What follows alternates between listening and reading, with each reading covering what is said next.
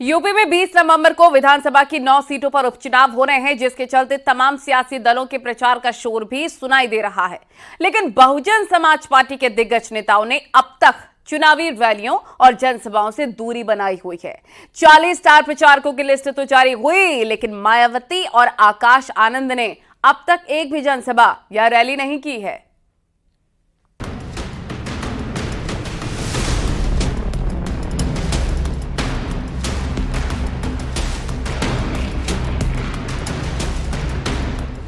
UP की 9 seat पर 20 नवंबर को उपचुनाव की वोटिंग होगी। निर्वाचन आयोग की गाइडलाइंस के मुताबिक 18 नवंबर की शाम तक ही प्रत्याशियों के पक्ष में सार्वजनिक मंच से प्रचार प्रसार की इजाजत है।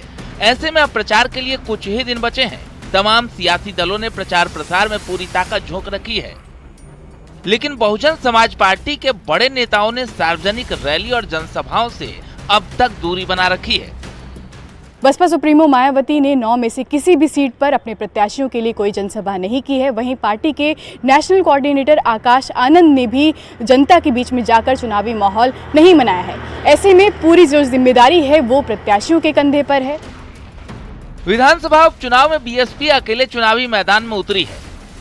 बीएसपी ने 2 मुस्लिम, 4 सवर्ण, 2 ओबीसी और 1 दलित प्रत्याशी पर दांव लगाया है। बीएसपी के उम्मीदवारों से बाकी सियासी दलों के प्रत्याशियों की टेंशन बढ़ सकती है। एसपी और बीजेपी दोनों के लिए मुश्किल हो सकती है, लेकिन प्रचार के मामले में बीएसपी पीछे है। आजाद समाज पार्टी के प्रत्याशियों के लिए चंद्रशेखर आजाद लगातार प्रचार कर रहे हैं। बीएसपी सुप्रीमो मायावती ने 9 सीटों में से एक पर भी अब तक अपने प्रत्याशी के पक्ष में कोई जनसभा नहीं की है।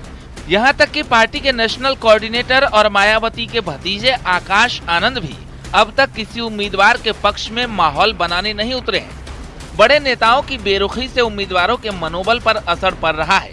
वो अकेले अपने दम पर माहौल बनाने में जुटे हैं।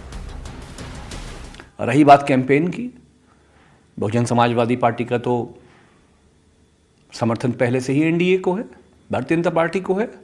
उनका कोई नेता, चाहे आकाश आनंद जी हो या जो भी नौजवान लोग हैं उनके यहाँ, कोई कोऑर्डिनेटर मैदान में नहीं है। तो अनुसूचित वर्ग के लोग ये जानते हैं कि जो उनके आरक्षण की लड़ाई है, बाबा साहब के संविधान की जो लड़ाई है, अगर कोई लड़ सकता है तो उसकी कोई ताकत किसी में बची है तो वो सिर्फ और सिर्फ इस देश के सबसे मोस्ट क्रेडिबल सोशलिस्ट नेता माननीय अखिलेश यादव जी। बीएसपी ने यूपी की सभी 9 सीटों पर अपने प्रत्याशी उतारे हैं। पार्टी ने प्रचार के लिए कुल 40 स्टार प्रचारकों की लिस्ट भी जारी की थी, लेकिन अब तक मायावती समेत कोई बड़ा नेता यूपी में जनसभा या प्रचार करता नहीं दिख रहा। मायावती ने महाराष्ट्र और झारखंड में रैली की है, लेकिन यूपी में अभी तक उनकी कोई रैली नहीं हुई। आकाश आनंद ने भी यूपी में कोई रैली या जनसभा नहीं की। बीएसपी के प्रदेश अध्यक्ष विश्वनाथ पाल ने कुछ सीटों पर प्रचार जरूर किया है, लेकिन बीएसपी का कोई बड़ा नेता उपचुनाव में एक्टिव नजर नहीं आ रहा। बसपा सभी 9 सीटों पर चुनाव लड़ रही है और 40 स्टार प्रचारक की सूची भी तैयार की गई थी, लेकिन कोई भी बड़ा नेता जमीन पर नहीं दिखाई दिया।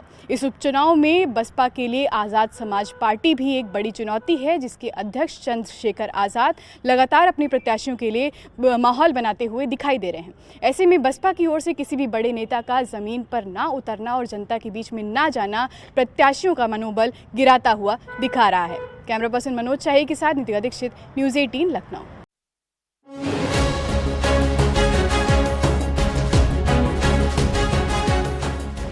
बागपत में एमएलए नंदकिशोर गुर्जर का अजीबोगरीब बयान सामने आया। नंदकिशोर गुर्जर ने कहा कि हिंदुओं को दरगाह पर नहीं जाना चाहिए। देखिए, दरगाह पे तो हिंदू को जाना भी नहीं चाहिए जहाँ कोई एक ऐसा जिहादी मरा हुआ दबा हुआ पड़ा हो नीचे, और उस पर जाकर के हिंदू अगर माथा पटकता है तो इससे बड़े दुर्भाग्य की बात नहीं है।